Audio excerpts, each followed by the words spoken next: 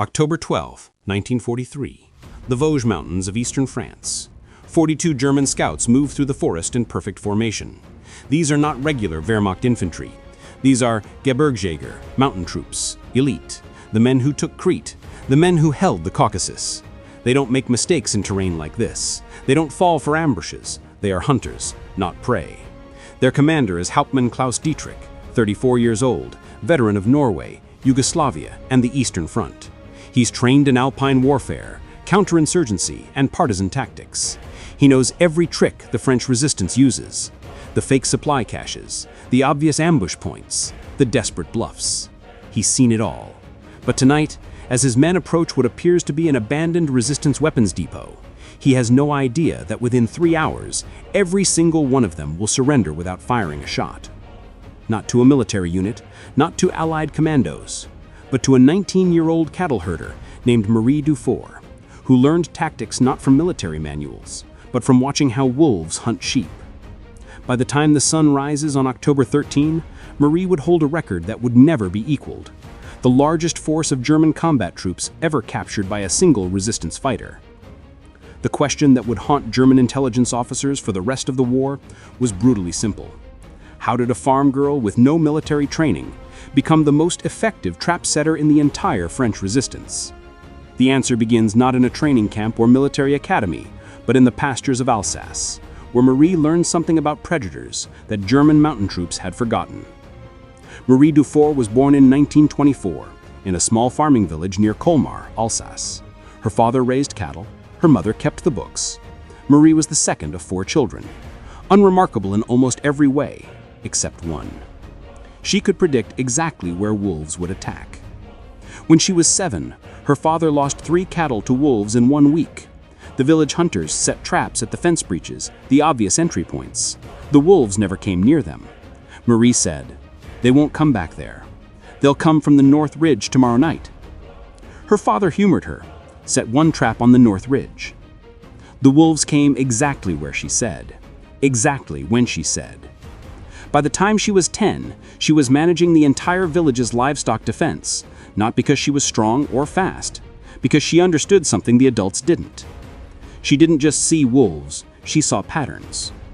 "Wolves don't think like us," she told her younger brother. "They don't want the easiest path. They want the path where they feel safest, where they think you won't look." By 15, she could track wolf packs through terrain she'd never seen, predict their behavior days in advance, and set traps that felt natural to the wolves themselves. She understood that predators trusted their own instincts more than their eyes. She saw the invisible lines that connected intention to action. When Germany invaded France in May 1940, Marie was 16. By 1942, Alsace was annexed into the Reich. Marie's father was conscripted for forced labor. Her older brother disappeared, probably fled to join de Gaulle. German troops occupied their village, requisitioned cattle, burned barns suspected of hiding supplies. But Marie watched. She watched how the German patrols moved, where they searched, where they didn't. She saw immediately what others took months to realize. The Germans were methodical, professional. They followed doctrine. They checked obvious hiding places: barns, cellars, forest caches. They anticipated resistance tactics because resistance fighters thought like soldiers. But Marie didn't think like a soldier. She thought like a wolf. The Germans expected ambushes. They expected booby traps. And because they expected it, they had become predictable. Marie didn't join the resistance through ideology, patriotism, or rage. She joined because a resistance courier named Jacques Dubois got lost trying to find a weapons cache and stumbled onto her family's farm in January 1943. Marie was herding cattle. Jacques was bleeding from a leg wound, delirious, convinced German patrols were minutes behind him. Marie looked at his wound, looked at the tree line, said, "No one's following you. You tripped a boar trap 2 kilometers back. If Germans were tracking you, they'd already be here." She was right. Jacques recovered at the farm for 3 days, taught Marie about dead drops, recognition signals, basic field craft. But within 2 weeks, something extraordinary happened. Marie started teaching him. You hide supplies like farmers hide valuables, in the places you think are clever. Root cellars, false walls. The Germans find these because they think like you. You need to hide supplies where the Germans feel stupid looking. Jacques reported back to his commander, a former French army captain named Henry Moreau. He was skeptical. A farm girl teaching experienced resistance fighters? But he was also desperate. German counterinsurgency was decimating resistance cells across Alsace. He gave Marie a chance. Marie's first assignment was simple: create a weapons cache that German patrols wouldn't find. Safe, secure, standard. Instead, she nearly got them all killed. February 15th, Marie was supposed to hide 12 rifles and ammunition in a forest cache 3 kilometers from her village.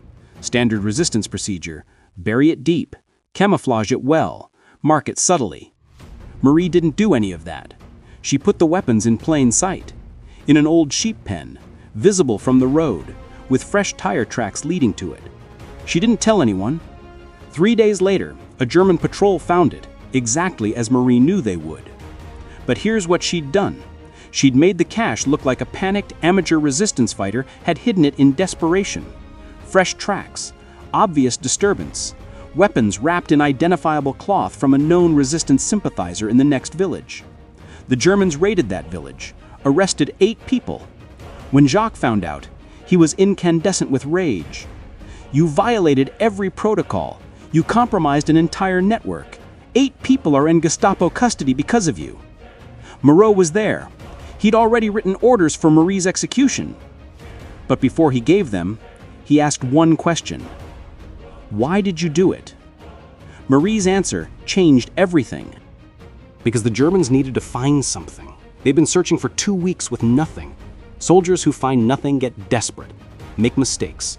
But soldiers who find something get confident, predictable. And while they were raiding the wrong village, I moved the real weapons cache, 40 rifles, not 12, to a location they'd already searched and dismissed 3 days ago. The room went silent. The 8 people arrested, Marie continued, all had alibis. The cloth I used? Stolen from a collaborator's laundry. The Germans will realize it's a frame-up in 2 days. The 8 will be released, but they'll never look in the places they've already cleared. Moreau stared at her. Then he did something unprecedented. Don't teach her our doctrine, he told Jacques. Let her teach us hers. By August 1943, the situation was deteriorating. German anti-partisan operations were intensifying. The Gebirgsjäger, elite mountain troops, had arrived in the Vosges. These weren't regular soldiers. They were specialists in hunting resistance fighters in mountain terrain. The resistance was losing. Moreau gave Marie an impossible assignment: neutralize a Gebirgsjäger patrol any way you can. We need them to doubt their own reconnaissance. It was suicide. The Gebirgsjäger had never been ambushed successfully. They were too careful, too experienced. Marie spent 3 weeks preparing, but she didn't study German tactics from reports. She watched them, followed their patrols, observed how they searched, what they trusted, what they feared. And she realized something. The Gebirgsjäger were like wolves. They trusted their own senses more than intelligence reports. They believed what they saw with their own eyes. So Marie designed something they'd never seen before. Something that would feel real enough to trust and wrong enough to trap them. October 12, 1943, evening. Marie created what appeared to be an abandoned resistance weapons depot in a clearing near Lac Blanc. But every detail told a specific story. The cache looked recently abandoned within 24 hours. Supplies scattered, not packed. Ammunition boxes opened. Maps left behind showing real resistance routes, ones the Germans already knew. A cooking fire still warm. But here's what made it brilliant. Everything was slightly wrong in the exact way a panicked resistance cell would make mistakes. The fire was built in the open, too visible for experienced fighters. The maps were carelessly left, real operational intelligence, but outdated. The weapons were too valuable to abandon, unless someone fled in terror. Marie understood that predators trusted their own reconnaissance more than orders. If the Gebirgsjäger discovered this themselves, they'd believe it completely. She made sure Hauptmann Dietrich's patrol would find it, not through obvious signs, but through careful breadcrumbs that made them feel clever. They made the decision Marie had gambled on. This was real, and whatever had scared the resistance away was still nearby. October 12th, 11:47 p.m. Dietrich's patrol discovered the cache exactly as predicted. 42 men, the best mountain troops in the Wehrmacht.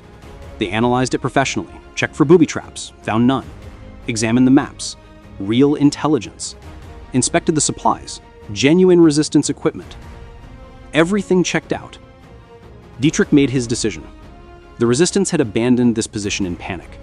That meant they were regrouping somewhere close, probably in the high terrain to the west, the logical defensive position. He deployed his men to sweep the ridge. But Marie had prepared for them not where she would hide, but where they would hunt. Because she understood something about predators that Dietrich didn't. Predators feel safest when they're chasing prey uphill into defensible terrain, because that's where prey gets trapped. The Gebirgsjäger moved into the western ridge at dawn, confident and methodical. What this found was another cache. This one looked like the resistance had fortified it in desperation. Crude defensive positions, more supplies, evidence of at least 40 fighters. But here's what they missed. The ridge was a dead end. Rocky terrain on 3 sides. Only one way down, the path they'd come up.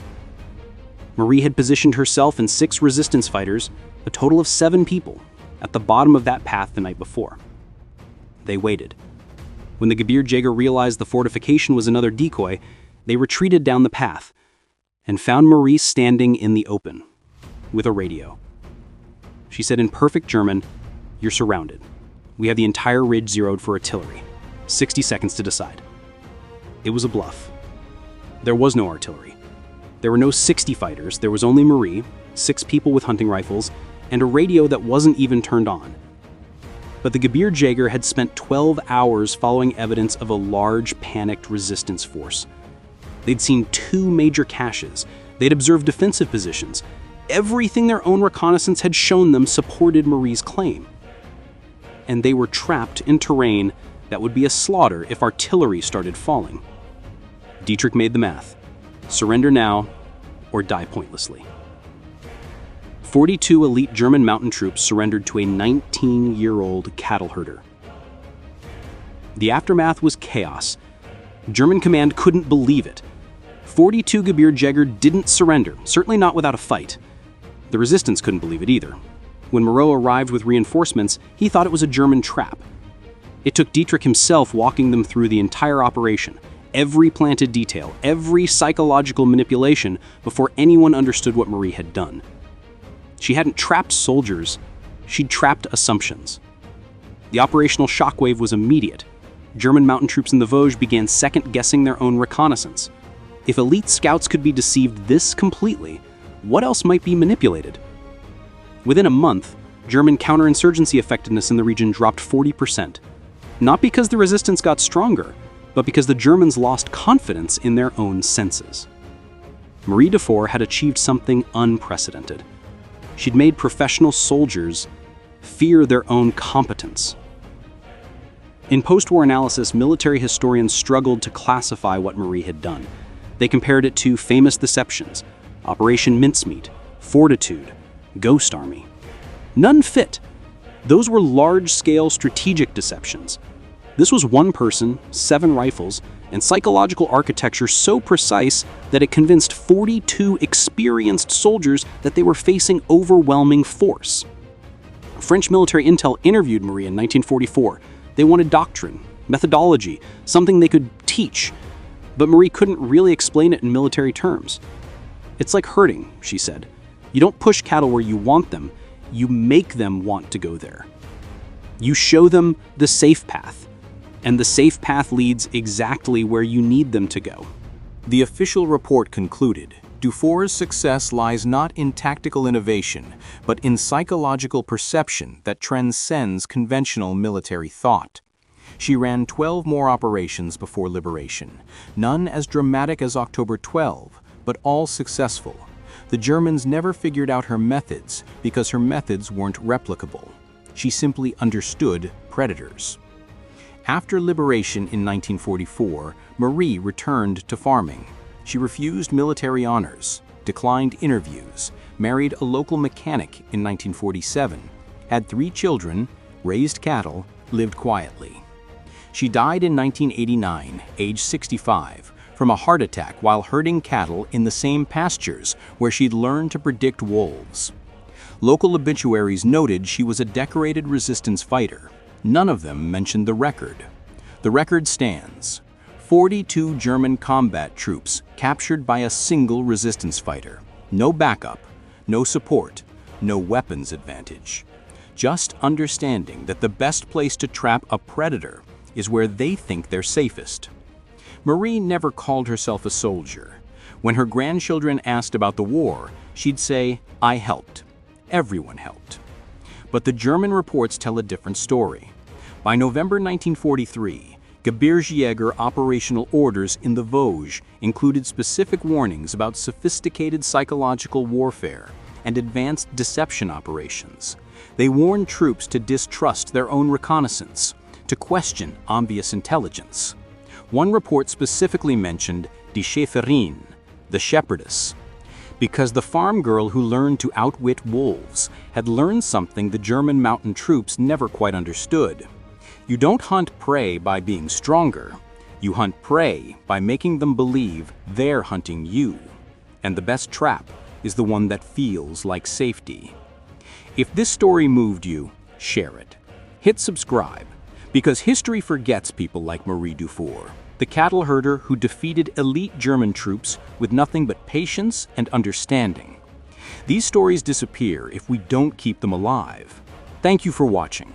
And remember, sometimes the most dangerous opponent is the one who doesn't think like a soldier at all.